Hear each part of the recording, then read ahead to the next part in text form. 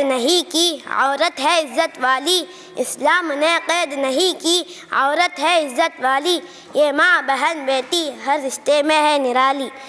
Respected teachers, brothers and all other dignified guests, Assalamu alaikum wa rahmatullahi wa barakatuh.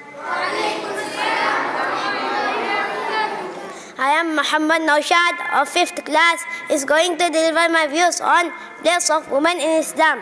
Islam elevated the status of women by granting them specific right in education, property and ownership. Islam honors women highly as mother with prophets saying that paradise is at the feet of mothers. Women cannot be forced into marriage without their consent and have right to seek divorce if necessary.